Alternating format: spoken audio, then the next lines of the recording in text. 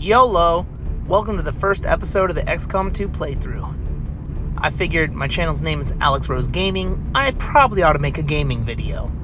But, real quick, I just wanted to give a heads up, I'm going to be playing on Honest Man, not Iron Man, because sometimes, as we know, this game does tend to crash, and if it crashes during saving, I would lose all the progress, and I would probably cry. A lot. So we're going to do Honest Man, and we're only going to reload if there's some kind of a glitch or something goes wrong. And the second thing of note, I'm going to be playing on Commander difficulty instead of Legend, just because it's been a little bit, I might be a little rusty. I'm used to playing on Legend from before. I was playing War of the Chosen before, so I figured this is probably going to be a little easier. And I'm going to go ahead and say it now, since I'm playing on an easier difficulty, I'm predicting that this run is going to be deathless. That's right, we're doing the perfect run. Oh, brother, this guy stinks! Some of you may die, but it's a sacrifice I am willing to make. Oh well, so much for the deathless run. But at least we can still have some fun with the story. Our story, the aliens came here to spread a false religion. That's right, it's religious colonization from the stars. For this first episode, I'm not going to bother learning the soldiers' names or getting attached to them, making any stories for their characters, because they might die in this first episode, you never know. But from now on, future episodes, I'll be naming characters after subscribers or after people who comment. That way you guys can be part of it too. But without any further ado, because I don't, let's get into the Gatecrasher mission. So the thing with Gatecrasher is you've got all rookies. They're gonna suck. I have to take advantage of this concealment. And what I normally like to do is go for the height advantage and the flanking. So you're gonna see me just kind of skirt around the map here real quick. I'll just speed up through the boring parts. That way you don't have to watch every single monotonous part. One reason I'm expecting this mission to be easier than normal is when you're on Commander difficulty, there's only 2 pods of enemies that spawn on the Gatecrasher mission instead of 3 pods. And on Legend difficulty, one of those pods that spawns has a sectoid in it. So on the very first mission, you could possibly get mind controlled and end up wiping your own squad out, which kind of sucks, but hey, XCOM 2 is like, I'd say the entire XCOM series is like the Dark Souls for turn-based strategy. Alright, I'm getting into pretty good position now. I just want to get up on top of the roof. That way I can have the height advantage, because you get a, I think it's a plus 10 or 15. Oh, there's the second pod of enemies. But I think it's a plus 10 or plus 15 bonus to your accuracy and your defense when you have height advantage. And defense is just how hard it is for them to shoot you, and accuracy you need as every advantage you can get because your soldiers are gonna suck. My least favorite kind of missions are the timed ones, because then I can't, take my time and get into proper positioning like I am here. So much of this game is about getting that first drop or making sure you have the perfect positioning. That way you can try and squad wipe a group of enemies before they have a chance to take a turn. Alrighty, it's time to break concealment and make the first move. My original plan was to start with this guy over here on top of the roof, but then I thought, nah, I want to start with this guy here and see where they all scatter to.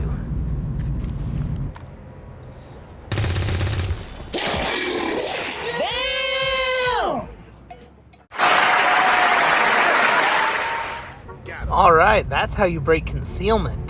This is what I'm talking about. Starting off strong. Look at this guy. Holding his hand up. Stop! In the name of the law! And then proceeds to run and hide. Oh, that guy's a little bit of trouble. Yeah, he has the ability to mark somebody, and then they take an extra 33% damage from all attacks. So the commander is definitely a bit more of a threat. And now I'm flanked, so let's see about moving over here. Point blank range. There's no way you can possibly miss.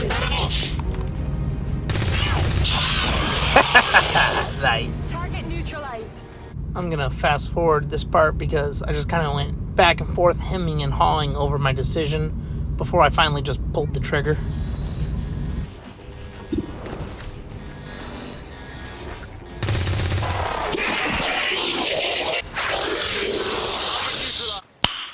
Nice.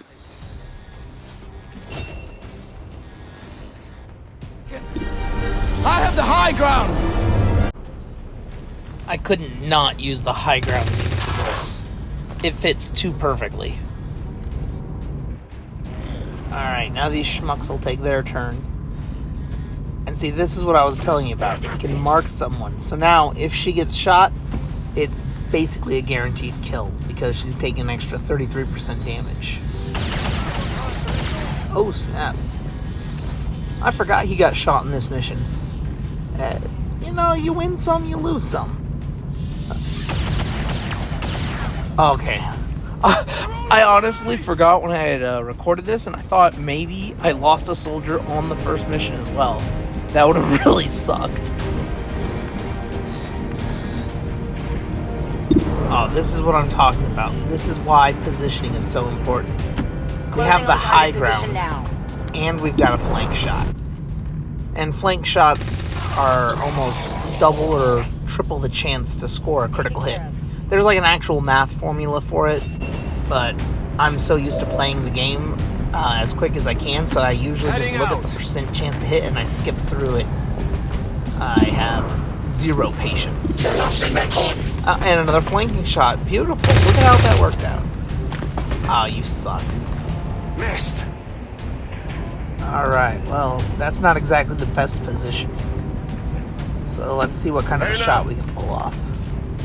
I think it was like a 50-something, if I remember correct. Nope, I do not remember correct. That sucks.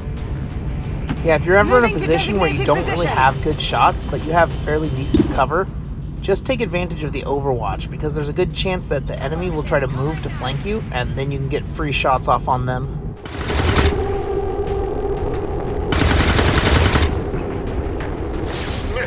Stop it. Get some help. Both of them missing their overwatch shots sucks. Oh, and of course I get hit. Yeah, when I'm shooting the aliens, it's like I'm playing for Storm. Oh, and he now has PTSD. Way to go. I don't like that soldier. I wish he was the one that died. Foreshadowing. Somebody dies on one of the next missions. But why couldn't it have been him? But no, for real, sometimes this game feels like I'm the one controlling a bunch of stormtroopers who are missing all their shots. Meanwhile, the aliens, full-on Blessing of Hermes or something, they're pulling off all these ridiculous shots, or Blessing of Artemis. I don't know, Blessing of one of those old Greek gods who shot the bow and scores off these crazy hits. Yeah, this one's my favorite. This right here. I think she's a Russian girl. I mean, it's obvious we're gonna win at this point. There's only like 1-2 dudes left on their team. But one thing I wish... Nice. Oh, we didn't kill him. I forgot about that. That's dumb. But no, one thing I wish that XCOM 2 had, which was... I found it incredibly fun and also a little dangerous in XCOM 1, or Enemy Unknown, was taking the enemies alive as prisoners. You had to get the science skill tree, get the stun gun, build a interrogation chamber, and then you could capture the aliens alive, which always required your soldiers in the field getting up close and personal and having a chance to miss and possibly, you know, get retaliated on. I thought that was really fun in the first game, and I wish they had brought it back into the second one. Oh, down with the statue. After all, we're the Resistance, so death to Advent, and death to the Elders. Humanity will reclaim its planet for sure. Not too bad for a first mission. 0 casualties. I mean, one guy did get PTSD, but you know, we just sit him down in a chair and tell him it is what it is, and it'd be like that sometimes. And just, you know, get over it. We have a war to fight. But I'm thinking of making the episodes pretty much one battle long, unless the battle's, like, ridiculously long. Especially since recording these takes so much time, and editing them as well. But yeah, I'm just gonna blitz through all these different soldiers since they're not really that important right now, because we haven't customized anybody. For the research, I'm going to end up focusing on... doing the guerrilla tactics, so forgot to mention that. But for the research, I'm going to try and focus heavily on getting the story stuff done as quick as I can. That way I don't end up dying to the doom clock like I did the last time I played just regular XCOM 2. What are some differences between XCOM Enemy Unknown and XCOM 2 that you like, that you dislike? Maybe my general playstyle was too conservative or aggressive. Let me know in the comments below. And I'll be reading through the comments, picking different names from there, and then adding them to a character pool for future soldiers. But that pretty much wraps it up for this one. So, as always, I'll catch you on the flip side.